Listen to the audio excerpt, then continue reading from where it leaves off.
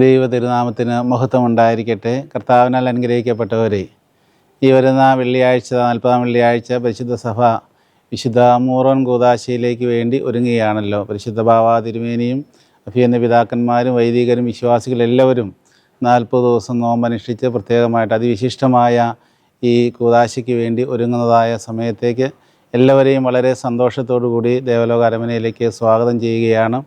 ദേവാലയത്തിനകത്ത് വിശ്വാസികൾക്ക് പ്രവേശിക്കുവാനുള്ളതായ സാഹചര്യമില്ല എന്നുള്ള കാര്യം എല്ലാവർക്കും അറിവുള്ളതാണല്ലോ.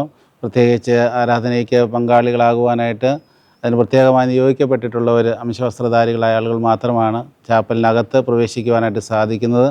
ബാക്കി എല്ലാവർക്കും പുറത്ത് വിശാലമായ പന്തലിൽ ഈ ആരാധനയെ സംബന്ധിക്കുവാനുള്ളതായ എല്ലാ ക്രമീകരണങ്ങളും ചെയ്തിട്ടുണ്ട്. എല്ലാവരും കൃത്യസമയത്ത് തന്നെ ആരാധനയിൽ പ്രാർത്ഥനാപൂർവ്വം ഒന്ന് സംബന്ധിക്കണം എന്നുള്ള കാര്യം വളരെ സ്നേഹത്തോടുകൂടി അറിയിക്കുകയാണ്.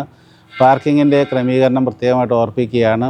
എല്ലാ വാഹനങ്ങളും നമ്മുടെ അരമനയ്ക്കകത്ത് പാർക്ക് ചെയ്യാനുള്ളതായ ക്രമീകരണങ്ങൾ സ്ഥലപരിമിതി ഉള്ളതുകൊണ്ട് അഭിവന്ദ്യരായ പിതാക്കന്മാരുടെയും സഭാസ്ഥാനികളുടെയും വാഹനങ്ങൾ മാത്രമായിരിക്കും അരമന കോമ്പൗണ്ടിനകത്ത് പാർക്ക് ചെയ്യുവാനായിട്ട് സാധിക്കുന്നത്. ബാക്കി വാഹനങ്ങളെല്ലാം താഴെ ബെസേലിയസ് പബ്ലിക് സ്കൂൾ നോട് ചേർന്നുള്ളതായ ഗ്രൗണ്ടിൽ വിശാലമായ പാർക്കിംഗ് ക്രമീകരണം ചെയ്തിട്ടുണ്ട്.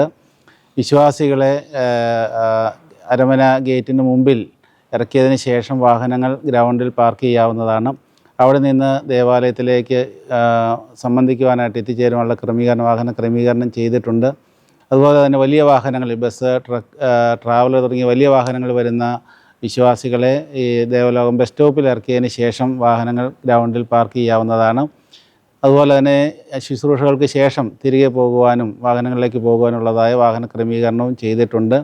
എല്ലാവരും പ്രാർത്ഥനാപൂർവ്വം ഈ ശുശ്രൂഷയിലേക്ക് സംബന്ധിക്കണം എന്നുള്ള കാര്യം സ്നേഹത്തോടെ അറിയിക്കുകയും ഒരിക്കൽ കൂടി എല്ലാവരെയും സ്വാഗതം ചെയ്യുകയും ചെയ്യുന്നു. ദൈവം അനുഗ്രഹിക്കട്ടെ.